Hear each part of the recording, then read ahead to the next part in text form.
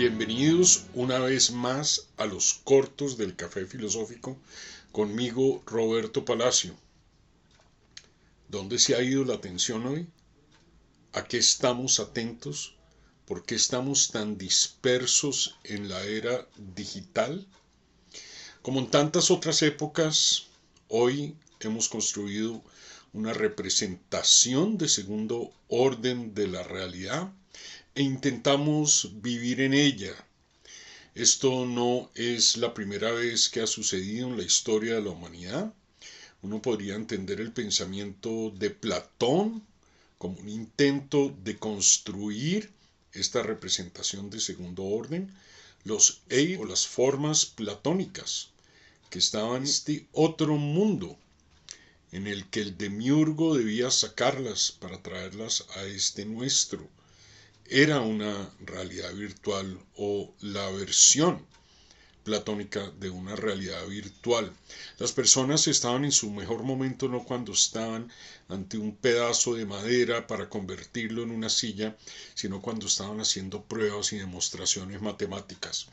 Los cristianos en la Edad Media construyeron una realidad virtual, el cielo. En ese cielo había que morirse para estar en él, pero este cielo era todo lo que no era la tierra en términos de las dificultades y en términos del sufrimiento. Todo el sufrimiento lo pagábamos acá y en el cielo no. En el cielo a mí se me enseñó que la teología cristiana decía había un hueco por donde los que estaban salvados en el paraíso podían observar hacia abajo a los que estaban en el infierno. Hoy tenemos nuestra versión de la realidad virtual, con la gran diferencia de que está al alcance de nuestra mano, está en nuestro celular, está en nuestras computadoras. Internet en la era digital mucho se asemeja a Dios. Será tema de otro de los clips. ¿Qué está pasando en esta realidad virtual? Estamos atentos a ella y no al mundo de primer orden que hemos habitado desde que nacimos. De hecho, en la era del atencionalismo intentamos llevar nuestra realidad de este primer mundo, de este mundo de los objetos sensibles, a este mundo virtual. Fíjense si el turismo no es esto. Viajamos por la foto, no es que hagamos el viaje y como consecuencia de ese viaje tomemos la foto, y estamos en una segunda colonización del mundo, intentando meter ese mundo, lo que conocemos, en nuestras redes. Bien, en la era del atencionalismo hay un punto muy interesante. Algo pasó en la década del 90.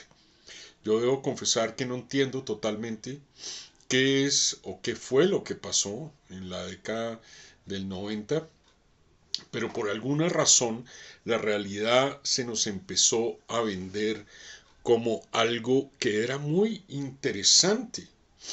Antes de crear todos estos mecanismos para soportar nuestra realidad virtual, pensamos que nos gusta mucho la virtualidad porque existe TikTok. Es en realidad, a mi modo de ver, al revés. Existe TikTok porque desde el 90 se nos empezó a vender la idea de que la realidad podía ser algo que nos interesara, que comprásemos. Llegó a través del reality. El reality tocó a la puerta de nuestra casa y nos pareció maravilloso. Nos pareció estupendo. La realidad a domicilio. Era de allí en adelante de esperarse que construyéramos plataformas, apps, en las que esa realidad la podíamos simular. La sociedad del espectáculo, Guy Debord, 1967. 221 aforismos en los cuales Debord habla de esto casi como una premonición. Todo lo que alguna vez fue vivido se nos regresa como representación. Debord ya sabía que íbamos para allá, hacia esta realidad de segundo orden, y eso que en su época no existía toda la virtualidad que vemos hoy, que existía la gran valla publicitaria con la modelo de Vogue, el hombre Malboro que exhalaba letales bocanadas de humo en vallas gigantes en las ciudades, pero Debord lo vio venir de manera aterradora, diría yo, en realidad. La sociedad del espectáculo no es la sociedad de las imágenes. Es cuando las relaciones sociales las reemplazamos por imágenes.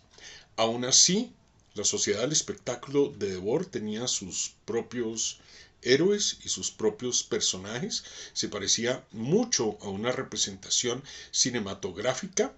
A pesar de ello, era una realidad pensada de Debord, era como si pusiéramos la realidad detrás de un vidrio y la añorásemos. Es dinero que solo podemos mirar cuando pasamos de los objetos a las mercancías. Y de las mercancías, el siguiente paso es la sociedad del espectáculo, pensaba Debord. Hoy la diferencia es que nosotros somos los héroes del espectáculo. Y somos los héroes de nuestro propio espectáculo. Después de los 90 volvamos a esta reflexión. Jackass. Todas estas personas haciendo cosas peligrosas, imprudentes, este reality, en algún momento, después de MTV, a pesar de que MTV todavía existe, alguien dijo, pero si yo puedo ser el héroe de mi propio espectáculo, ese podría ser yo siendo arrollado por un toro. Y así fue. La virtualidad nos dio esa posibilidad. Nos convertimos nosotros en los héroes de nuestro propio espectáculo. En YouTube hay más de 5,1 billones de videos, de los cuales más del 95%, aproximadamente el 97%, tiene una sola visualización que hemos capturado en esa versión hiperpotenciada y a la vez empobrecida del espectáculo de Debord, nuestra propia vida. Pero claro que se trata de una vida con pocos sucesos. La pobreza del acontecer, de la cual hablaba Walter Benjamin. ¿Cómo sorteamos la vida en esta sociedad del atencionalismo? El principal objetivo de la sociedad del atencionalismo es que no nos desconcentremos en el momento de ir al carrito de compras y oprimir pagar. Si bien en la década del 90 Zygmunt Bauman reflexionaba que el principal objetivo de la sociedad de su momento era que las mercancías llegaran a los consumidores, cualquier container de Maersk ha viajado más que nosotros. La globalización es más para las mercancías que para los seres humanos, dice Zygmunt Bauman. En nuestra época, el principal objetivo es que no nos distraigamos en el momento de comprar y de hacer compras en línea. Somos consumidores de atención en este orden de ideas. Es por ello que para nosotros el síndrome de deficiencia de atención es una enfermedad. No perdonamos al que se desconcentra, no importa que estemos totalmente desconcentrados en otras cosas, pero en la virtualidad no podemos estar desconcentrados. Se ha dicho muchísimas veces que la atención es el nuevo contante y sonante de la era digital. Es verdad, pero es más que esto. No solamente es la nueva moneda, el nuevo currency de la era digital. Es más que esto. es casi que una etapa posterior o simultánea por lo menos con el capitalismo tardío, y en el atencionalismo tratamos de hacer que nuestros assets, nuestros valores, dependan de la atención. Algunas sociedades han creado y logrado crear atención espontánea, orgánica, y otras no. Fíjense, los chinos luchan por crear atención, crean proyectos multimillonarios, colosales, que terminan a veces como complejos de apartamentos, parques industriales, parques de diversiones abandonados. No crean atención ni siquiera para sus propios ciudadanos. Intenta todavía crear atención de manera obligada. El Partido Comunista Chino en ese momento cuenta con más de 10 millones de miembros y tienen cascos de control político que le ponen a los estudiantes y a los trabajadores en las empresas y en las fábricas. Y ellos dicen que les logra ayudar a concentrarse. La era del atencionalismo en consumidores de atención. Mi último libro, Editorial Debate 2025. Si les interesa este tema, podrán examinarlo in extenso allí. No se lo pierdan.